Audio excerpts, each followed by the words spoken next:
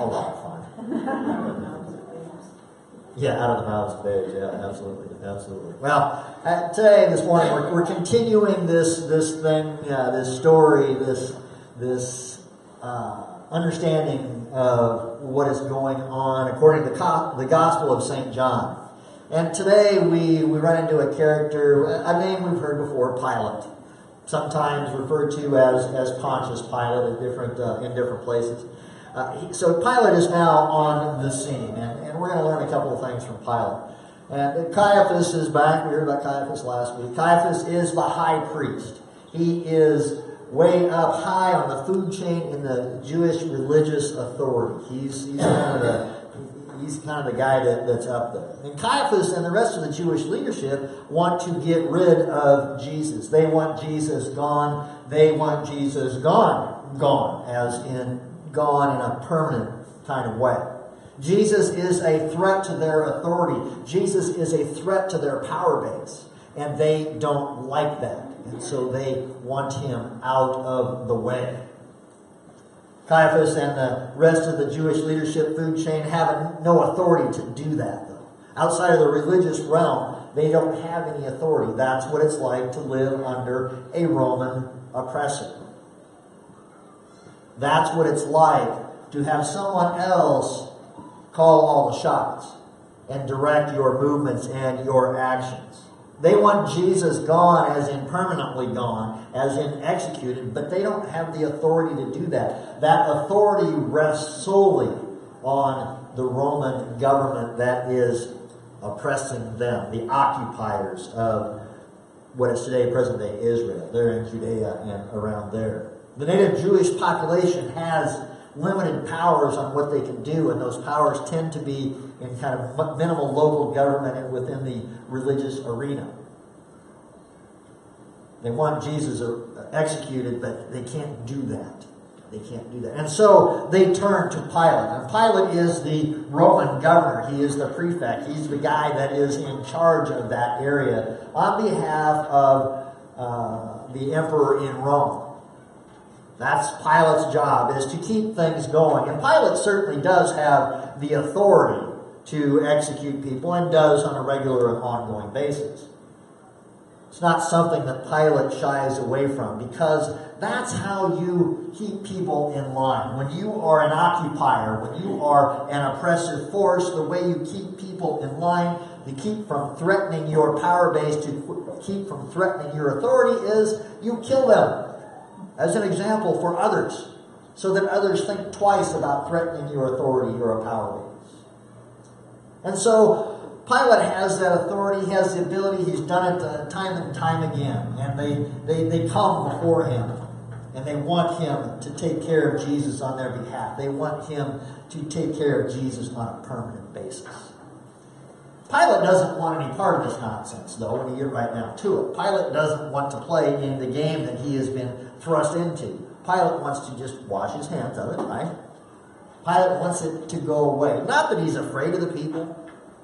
Not that he's afraid of executing one more person. That's fine as far as Pilate's concerned. He's going to in the rest of his governorship. What he's afraid of is a riot by the people. This mob, this crowd that is formed around getting rid of Jesus. He doesn't want to mess with them. He doesn't want them to riot. Not that the Roman occupiers, the soldiers and whatnot, and the political system don't know how to deal with riots. They know how to handle a riot, and they do it with extreme prejudice. They just don't want to clean up the mess. It's easier if they don't have to deal with the riot. And so Pilate finds himself in this kind of middle position of not really wanting to mess with the Jewish leadership nonsense, but not wanting the cleanup of a riot. And so he finds himself in this middle ground, trying not to make a decision. He really wants to take the easy way out. It's kind of like this mess that he finds himself in, that he's been really thrust into by Caiaphas, the high priest, and the angry mob. It's kind of like when little kids get together and they start going at it, and they try to draw a parent or a grandparent or a caring adult into their nonsense so that you sort it out on their behalf, even though you didn't ask to be dragged into it. Or taking it to the corporate world, it's like that nonsense surrounding the coffee pot and who's contributing, who's making, and all that stuff. Or the refrigerator, who's going to clean out the refrigerator this week, and that kind of thing. And there's always that one person, maybe two, on the floor that wants to drag you and everybody else into their sense of nonsense and drama to get it straightened out. Not because it's your responsibility to take care of it, but because they want to drag you into their nonsense. That's where Pilate finds himself. He does have the authority, but he doesn't want to mess with it. And yet he has been dragged into it, kicking and screaming. Well, maybe not kicking and screaming. He doesn't want to be there, but he's there anyway. He tries to brush them off, but they won't have it.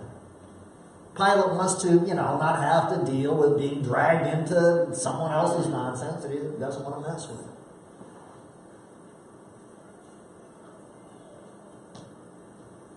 The Jewish leadership, though, they're not having it.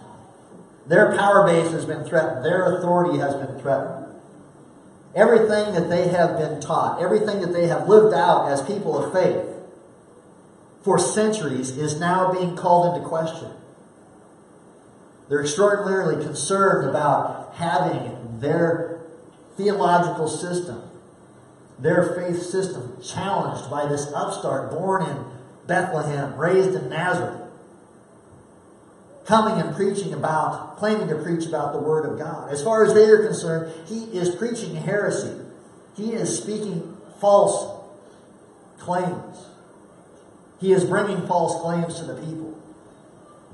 And they don't like it. They don't like it at all. And they want Pilate to put a stop to it. It isn't the last time that people will kill on behalf of their religion.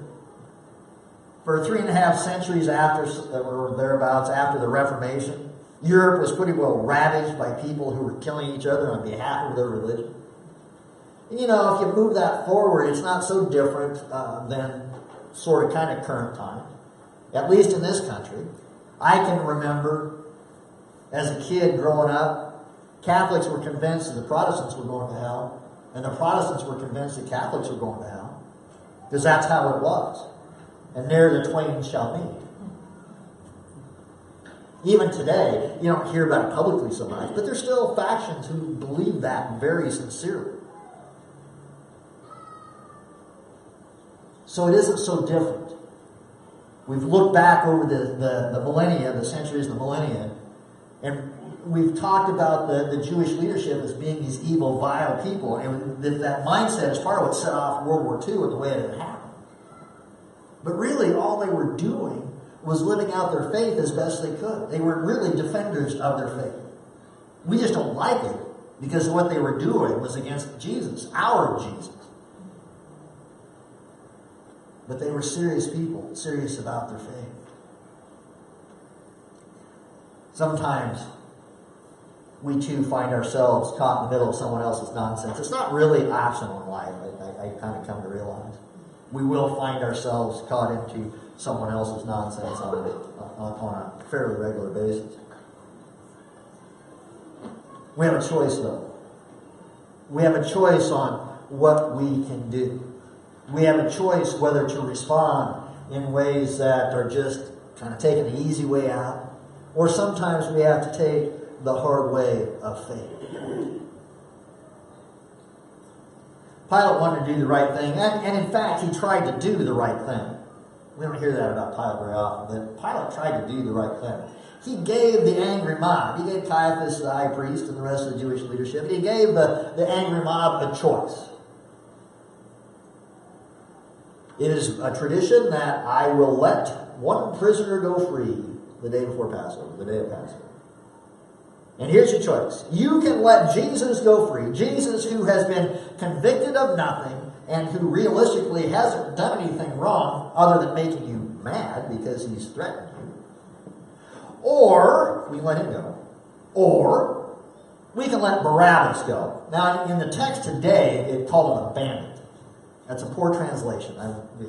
Historically, Barabbas is known somewhat differently. Historically, Barabbas is, and in other translations, he's known as a murdering insurrectionist. Barabbas has done his work to overthrow the Roman occupiers and has killed people along the way to do that. Today we would call them a terrorist, to be real honest about it. That would be the word we would use today. Bandit's a little weak, I think, as far as what that goes. So we have this murdering insurrectionist, well known, nobody's debating that. Or we have Jesus, falsely accused, hasn't really done anything wrong. Pilate says, tries to do the right thing. Hey, really, let's let Jesus go. And the angry mob, as angry mob says, no, crucify him. We want Barabbas. Let Barabbas go free. Pilate tried. He tried. But he took the easy way out then. Instead of just saying no, he handed Jesus over. He handed Jesus over to be crucified. Would we have done anything different? Would we have done anything different? Would we have tried to take the easy way out? You know, it's hard to say as we look across the vastness of a couple millennia what we would have done in that situation. It's hard to make that comparison, perhaps. The only question we can answer now is, how are we bringing Christ's love to life? How are we bringing Christ's love to life? That's a question before us today and each and every day. Am I bringing Christ's love to life? And if so, if I say yes, how am I doing that? Am I doing the hard work of faith that comes from loving my neighbor, giving generously, forgiving unconditionally, and serving those in need? Am I honoring the sacrifice that Christ has made on my behalf? Or am I taking the easy way out?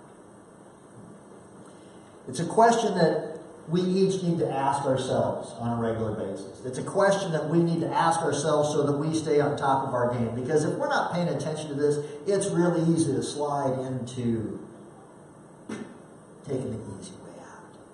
It's real easy to slide into mediocrity. If we ask ourselves and we answer honestly, then we have a better chance of staying on top of our game. Kind of like we did last Friday at Matt Talbot Kitchen and Outreach. Last Friday, where we fed 75 adults and 14 kids ginormous monster cookies, along with the rest of the meal. A meal so tasty that 32 came back for seconds. That's a lot of meals. That's a lot of people fed. The great thing about that, and I say this kind of every time with Matt Talbot Kitchen Outreach, but it's also true every time we serve at Matt Talbot Kitchen and Outreach. What did I say last Sunday, a week before we're ready to go? We needed a gallon of milk. I'm not up here the Sunday before we serve at Matt Talbot Kitchen and Outreach begging for people to show up, whining for the grocery order to get filled. I'm up here asking for a gallon of milk. That is extraordinary. That is this community of faith coming together, answering the question, are we bringing Christ's love to life? Yes, we are. We pray for those who need to eat. We bring the food for them to eat. We prepare, serve, and clean up the meal. We bake ginormous monster cookies. I saw the pictures. I want one. I'm hungry. Oh, really? Yeah. And we answered the call. And we served, we contributed money to make sure everything's covered. A week in advance, not the day before, kicking and screaming. We bring Christ's love to life. And you know what? I think they're still out. Meals on Wheels is out, feeding more people today. We can take the easy way out, but instead we choose, as a community of faith, to follow God's call on us to bring Christ's love to life and do the hard work of serving our neighbor, forgiving unconditionally, loving one another. Thanks be to God. Amen. invite you to please stand as you are comfortable in it. Continue worshiping the song.